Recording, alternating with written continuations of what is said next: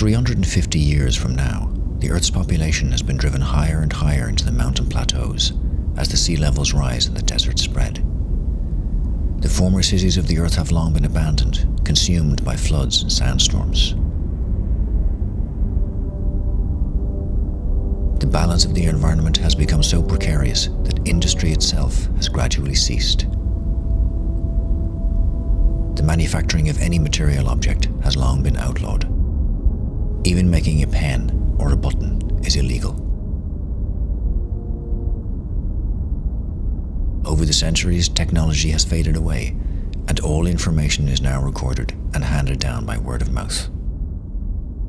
So an ancient oral tradition is revived. But the oxygen levels are becoming so depleted that even the spoken word must be limited, and as much communication as possible achieved by subtle but detailed body language. So the oral tradition is shifted to one of performance and microdance.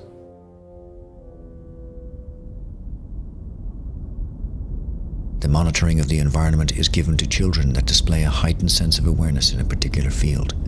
A child that can feel changes in air pressure with an encroaching thunderstorm, or a shift in a distant mountain range.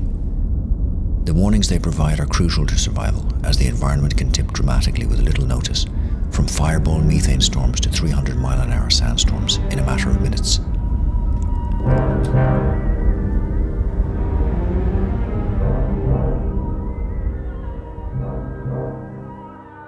These children are selected from an early age and housed in an enclosure near the small river of Pushtar, in the mountains of former Pakistan. Here they respond with body language and kukuk, or little dance, to every breath of the world around them, providing the community with an eye into the near future. There are no artificial objects. There are no artificial structures. There is a sense of time suspended as there is no evidence of a past.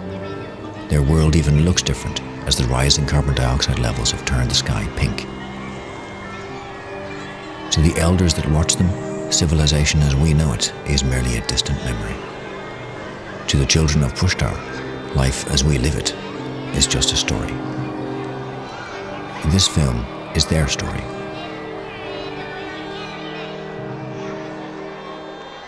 My previous film was also a science fiction, and it was also crowdfunded. It was very psychedelic and had much more experimental elements, but it was still made in the same impressionistic way that I would like to make this film.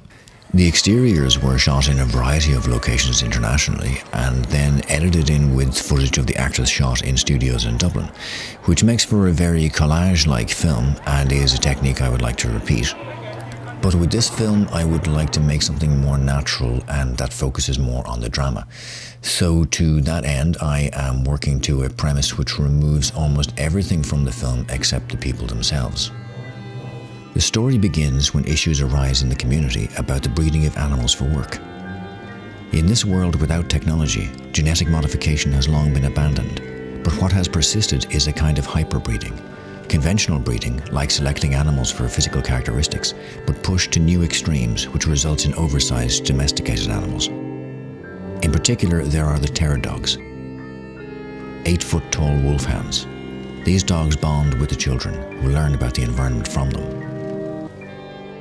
But the community are divided about the validity of this kind of hyperbreeding. Those opposed to it feel that it is in itself a threat to the environment by altering ecosystems in ways difficult to predict. Some take the issue further and claim that even deviations that occur naturally in a species are a threat and should be destroyed. Thus the question is raised about the nature of the prodigy children themselves. And so begins the persecution of the children of Pushtar as invalid by the very community that they protect. With this developing threat, one of the children, Azura, goes missing into the oasis that lies at the foot of the mountain range. Azura is one of the most important of the group as she monitors their only source of fresh water.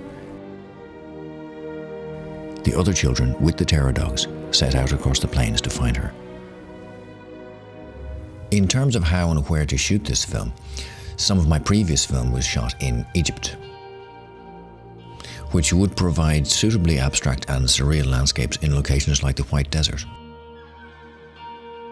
Also in the west of Ireland, there are a lot of dramatic landscapes which would provide interesting parallels to edit in with this environment. And the absence of any costumes, props or sets means that this would be particularly practical to shoot, and shooting by available light, as I did the previous film, would streamline the production even more. So if you find this project interesting and would like to see it finished, please do read down through the rest of the details on this website. And hopefully in a year to 18 months' time, I can show you the finished thing.